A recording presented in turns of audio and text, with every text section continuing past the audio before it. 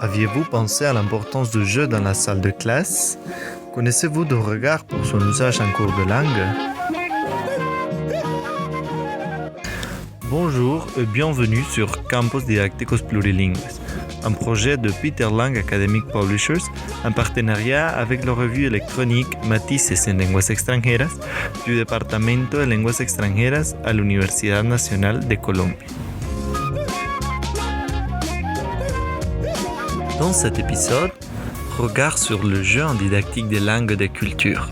Penser, concevoir, évaluer, former.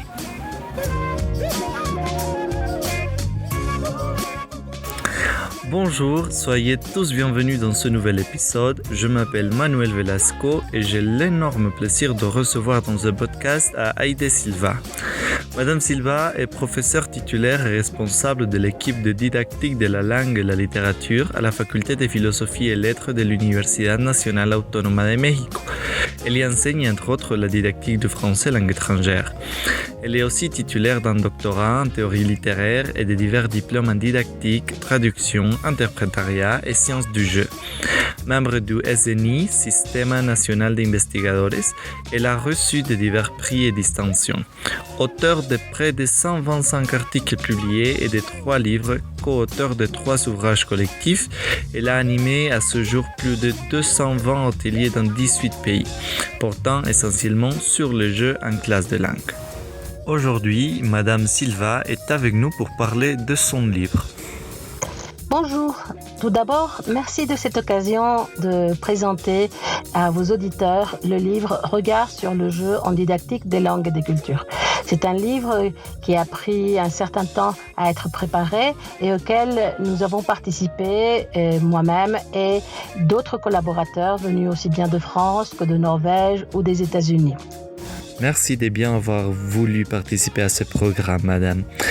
Pour commencer, pourriez-vous nous dire quel est le thème central du livre?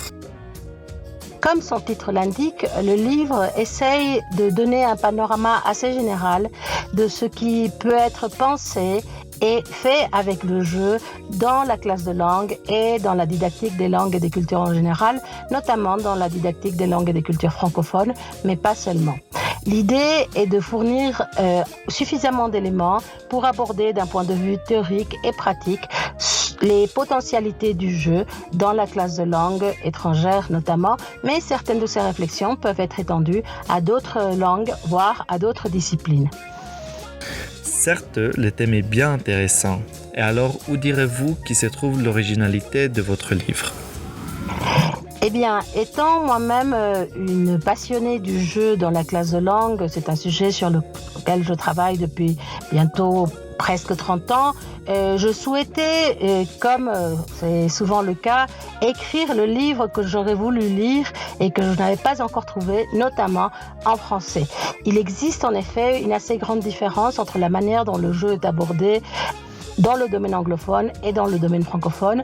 Je souhaitais donc réunir ces deux perspectives en y associant aussi des réflexions issues des domaines hispanophones et d'autres langues, mais en mettant l'accent sur la dimension francophone. C'est déjà une partie de l'originalité de ce livre. Le livre est aussi placé sous le sceau de la pluralité. Pluralité des auteurs, pluralité des langues, pluralité des approches, pluralité des disciplines convoquées. Il s'agit donc de montrer tout le potentiel et toute la richesse de ce domaine qu'est le domaine ludique dans la didactique des langues et des cultures. À quel public avez-vous pensé au moment de l'écrire? À qui est destiné ce livre? Ce livre est destiné à tous les lecteurs qui s'intéressent au jeu dans la classe de langue, au jeu dans l'apprentissage des langues et des cultures, aussi bien aux étudiants qui préparent par exemple un mémoire, une thèse sur le sujet et qui sont souvent démunis parce qu'il y a de nombreux livres qui abordent la question, mais souvent sous l'angle d'anthologie d'activités, de recueil d'activités ou bien d'une façon qui ne convient pas spécifiquement à la didactique des langues. C'est donc un précieux soutien pour effectuer une recherche. Bien entendu, il peut être également utile aux professeurs qui souhaitent exploiter à bon escient et dans tout son potentiel les outils ludiques à leur disposition. Et finalement, le livre est également destiné aux chercheurs ou à toute autre personne intéressée par le jeu en classe de langue. Et pourriez-vous peut-être nous décrire plus précisément les contenus du livre ? Bien sûr.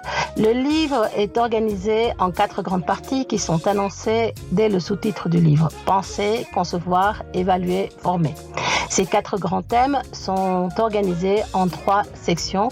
Chacune de ces sections contient 4 chapitres. La première partie, consacrée à la pensée du jeu, fournit des éléments théoriques pour connaître ce qui a déjà été dit sur le jeu depuis plusieurs millénaires et notamment de manière plus récente dans le domaine francophone mais aussi dans le domaine anglophone et d'autres domaines. Cela permet d'identifier les auteurs récurrents, les concepts clés, les outils méthodologiques nécessaires, les éléments centraux pour une pensée organisée autour de la question du jeu.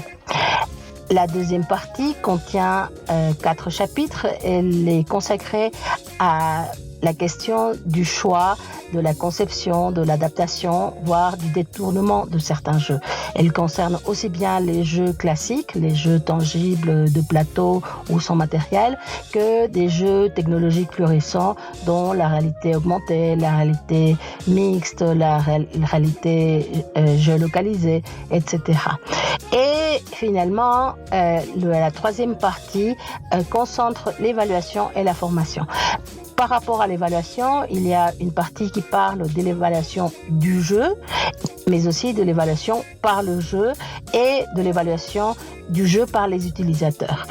Du côté de la formation, il y a aussi bien une revue de la littérature qu'une esquisse d'un cahier de charges pour organiser une formation au jeu destinée aux enseignants qui souhaitent s'en servir. Merci madame. Avant de partir, est-ce que vous auriez quelque chose à ajouter, quelque chose à mentionner avant de finir notre épisode ?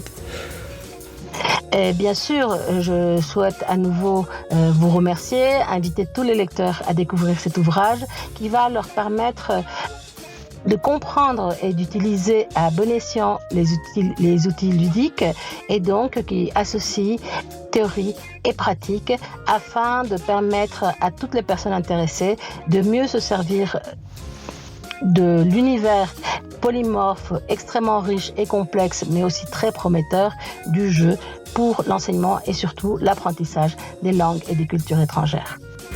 Merci beaucoup madame, nous sommes convaincus que vos mots vont réveiller l'intérêt envers ces sujets très très intéressants et aussi évidemment sur votre livre que vous venez de présenter.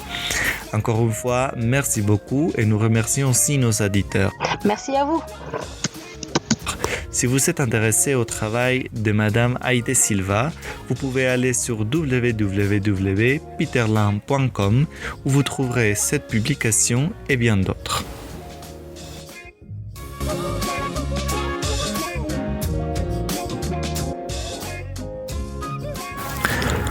Alors, je vous dis au revoir et jusqu'à un nouvel épisode.